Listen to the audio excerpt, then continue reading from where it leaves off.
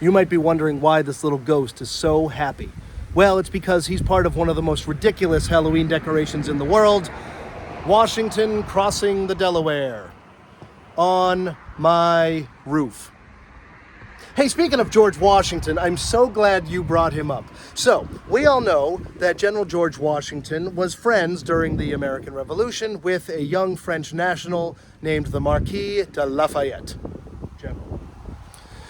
Turns out Lafayette was not the only foreign national who lent his might and his money and his skill to the American Revolution. There's another guy that I want to talk about because he's on our tour route.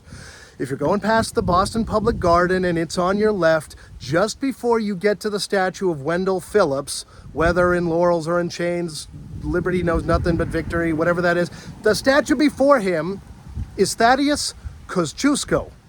And I am careful when I pronounce Kosciuszko because it's hard to pronounce and it's hard to spell. During the Revolution, George Washington kept writing to the Congress to get Kosciuszko promoted.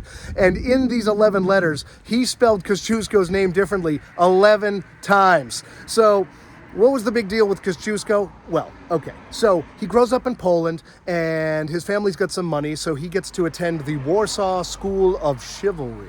And then he's done with that and he goes to Paris to study painting and sculpture, and he writes harpsichord music, but he also studies civil engineering and fort building. Okay, he's done with school and he becomes a tutor, and his student is a young, beautiful girl. She's the daughter of a wealthy lord, and they fall in love. And so Kosciuszko gets up his courage and he asks the lord for the daughter's hand in marriage, and the lord says, "No, you are too lowborn," and the lord was arranging a marriage between that same daughter and some prince. So Kosciuszko and the young lady decide that they are going to elope, and they're in a carriage escaping by nightfall, and all of a sudden they look behind them and there are henchmen of the rich lord chasing the carriage. They overtake the carriage, they pull the carriage over, they pull Kosciuszko out, they beat him within an inch of his life, he's unconscious, they drag the girl kicking and screaming back to her arranged marriage and her old life. And so Kosciuszko now is heartbroken, lovesick, penniless, and in fear of his life, because what if this rich lord puts a hit out on him or something like that? So he hears that the continent of North America is in revolution and that they need engineers. So he gets on a boat and he sails across the sea and he gets in a shipwreck off of Martinique and he gets on a different boat. And next thing you know, he's in Philadelphia presenting himself to Benjamin Franklin because he wants to get a job with the army.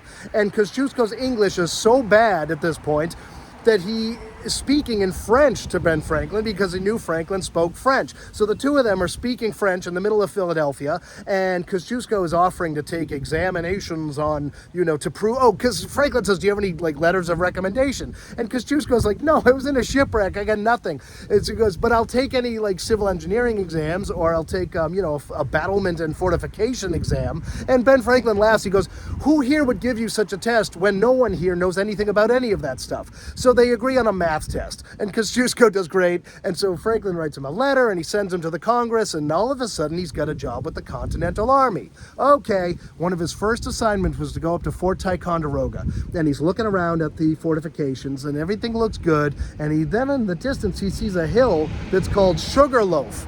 Not the ski mountain, but how cool would that have been? Anyway, it's this other hill that they call Sugarloaf, and he tells his two superiors, "That hill makes us really vulnerable because you could bring soldiers and cannons up there." And the superiors are like, "Nobody's gonna do that." Well, guess what? General John Burgoyne of the British Army does exactly that. He brings up soldiers, 6,000 of them, and he brings a bunch of cannons and he starts shooting into Fort Ticonderoga.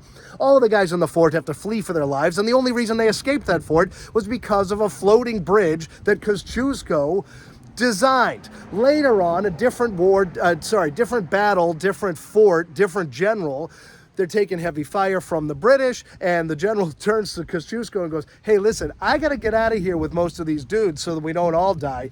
You're in command. You deal with these British. Good luck." buy us some time. And so Kosciuszko has a choice. He can either try to, fight against the British redcoats, which seems foolhardy in the moment, or he can use his training as an engineer. And so he takes all the available Continental soldiers that he has, and he uses them to change the landscape of the area. They fell trees, they level hills, they change the directions of rivers, and thereby they bought the Continental Army time, because the British Army had such a huge supply chain and so many camp followers and so many dependents traveling with them, that this ruined landscape bought the Continentals the time that they needed.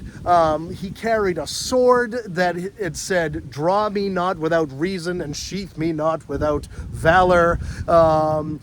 Washington, I don't think he ever got him promoted properly, but he gave him a gift of 2 pistols, and he made him an honorary member of the Society of the Cincinnati, which was reserved for officers of the American Revolution.